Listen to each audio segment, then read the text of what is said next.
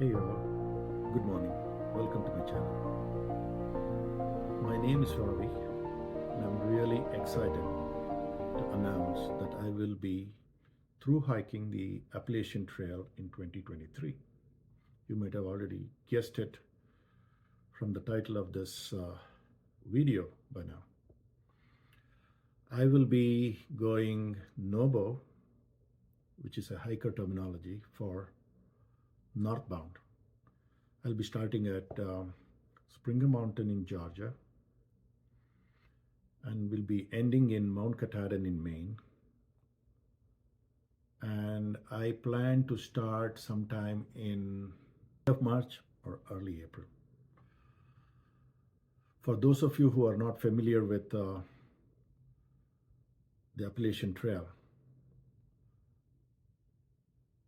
this is one of the most iconic trails on the eastern coast of United States, which runs for 2,200 miles, starting in Georgia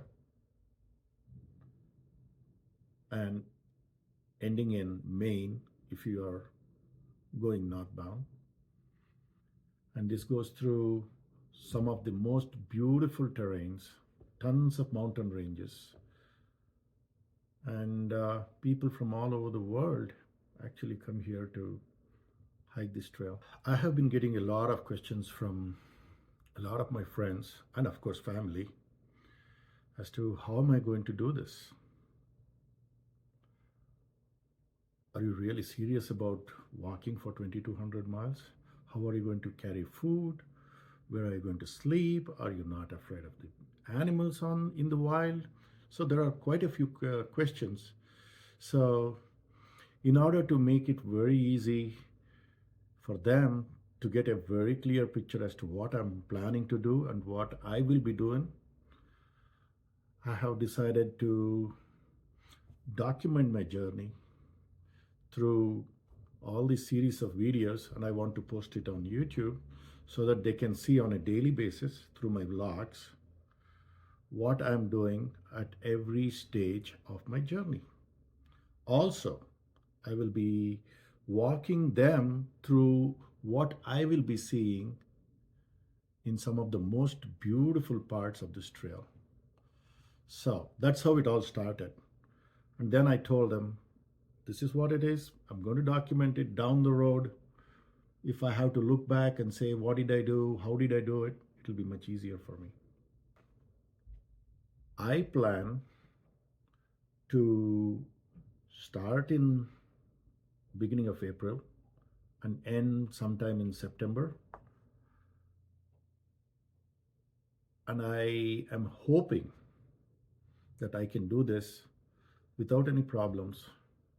Of course, with the help of Mother Nature and my body permitting me to walk without any problems.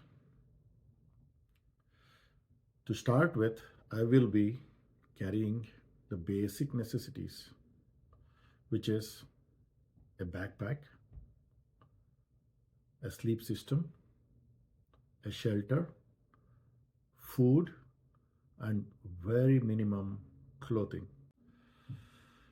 The way I plan on doing this is, I will be carrying, to start with, 3 days of food from Springer Mountain.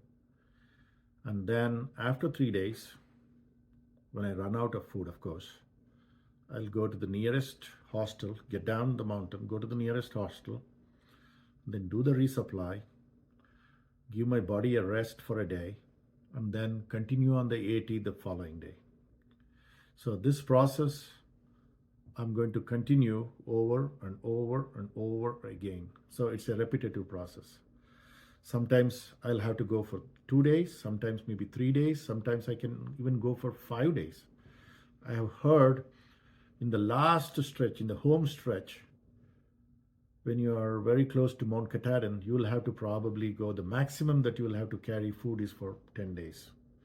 And even there, people have said that there are drop-off locations for food, and so you don't have to really carry that 10 days of food on your back, which is very heavy. It's approximately 2 pounds per day. So if you are looking at 10 days, 20 pounds of food on your back is a lot. So the only way I can minimize the weight on my back is reducing the number of days of food that I carry. So I start in Springer Mountain, and probably I will get off at Neil's Gap or even Woody Gap to begin with. And that will be the first 3 or 4 days wherein I can fine tune my needs.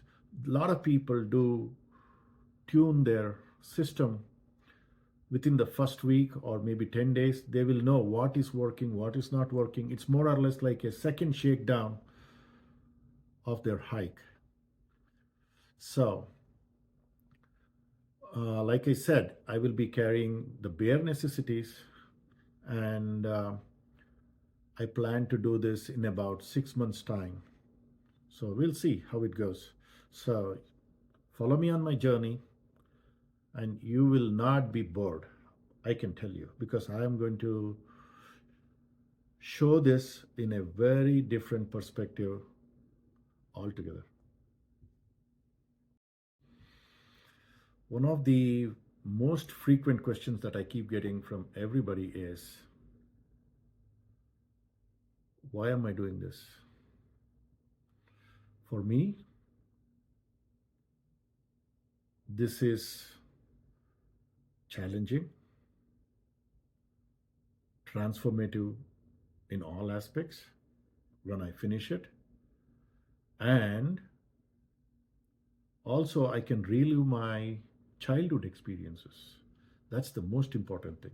So if you can go through an experience which you can recollect, and it will be truly amazing.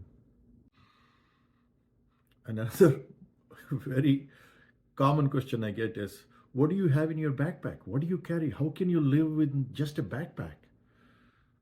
And for them, I have said, you really don't need much. All you need is the basic stuff, and you can live comfortably in life. And if you want to know what I'm really carrying, I can do a gear video separately, and then I can run through all the different items that I have in my backpack that I'll be carrying in a couple of weeks from now. So if you guys are interested, definitely I would make a gear video and then run through all the gory details of what goes in there, if anybody is interested. Also, some of the people have been asking me, do I have any kind of an experience in the past to take up this huge journey, 2,200 miles up and down the mountains? Do I have experience? No. Do I have any backpacking experience? No. But since my childhood, I have been into tons of sports from the very beginning, always. I'm into skiing here. I have played soccer. I have played all kinds of sports. So I keep myself fit most of the time. And some of the adventurous sports that I have done, which was really, really awesome, was paragliding. I did that at 16,000 feet in the Himalayas. I jumped off a cliff, went for 35 miles, and then landed on my butt, which was, it was hilarious, but that's how they do it in the Himalayas. That's how those guys are trained. And then it's not a super duper landing, but it was sliding on your butt and then stopping yourself on the ground after taking this breathtaking views, beautiful, beautiful, breathtaking views. I'll put a video right here. And also in the Himalayas, recently I was on a high altitude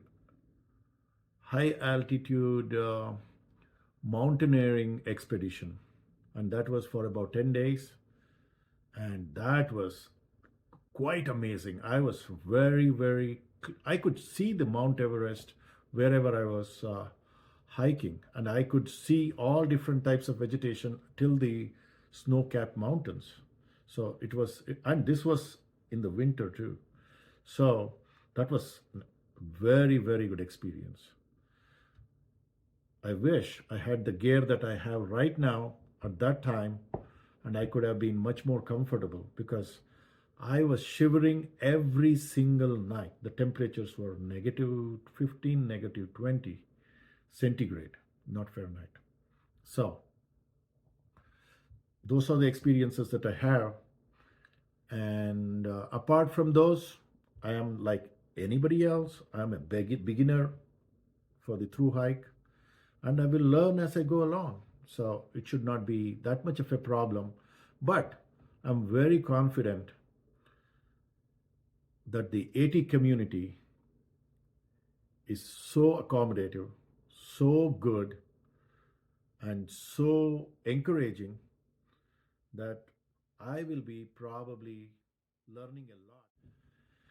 So finally, I would want you to join me on my journey to see this wonderful Appalachian Trail in my perspective, because mine is going to be completely different from a lot of other people who have gone through. So please subscribe. What else do you do? Like and leave a comment. And this is a drill that probably every one of you are very familiar with. And this is, by the way, new to me. This whole social media, YouTube, everything is new to me. But I'll pick it up. It should not be a big deal. So thank you for watching and have a good one.